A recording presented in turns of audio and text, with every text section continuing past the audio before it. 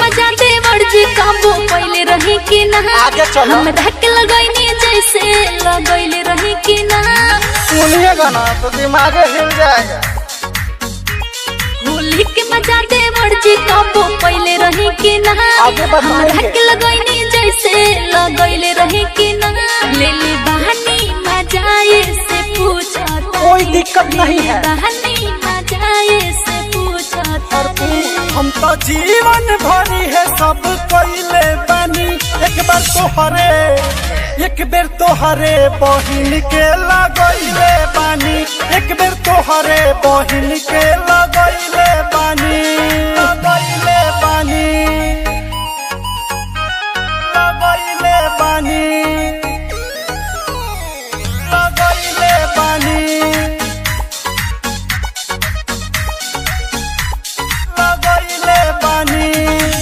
बोले ला झूठे सब अच्छा का मिलले कब बारह भीतरिया तू बहुत नुते साचो का पूछने ठीक कहता नो तू ना बुझबू तक के बुझी तू बहुत नुते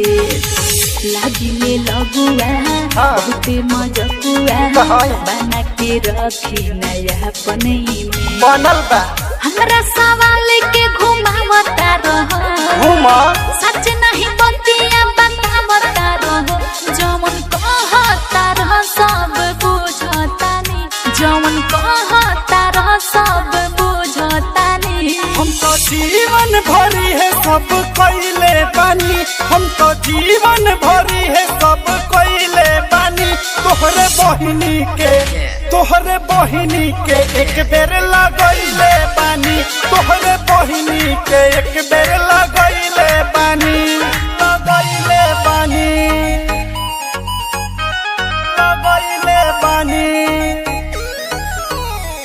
लगैले बानी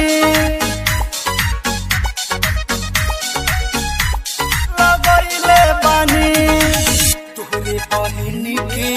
संगवा ए भौजी मन भरायावा लगैनी नु हो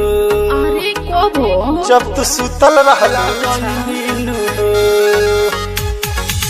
कोनो आलाना पूरा बदनामा छुबे से नाही बचैली नु हो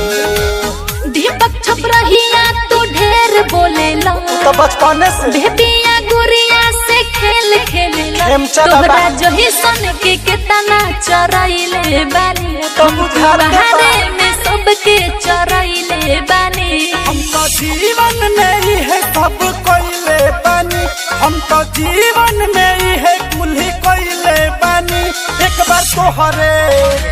बार तोहरे बहिन के लगैले बानी। कुछ भी बोलते हो है ना। जी हाँ, अगर आप भी चाहते हैं गाना बनवाना तो संपर्क करें 6503 40 80 47।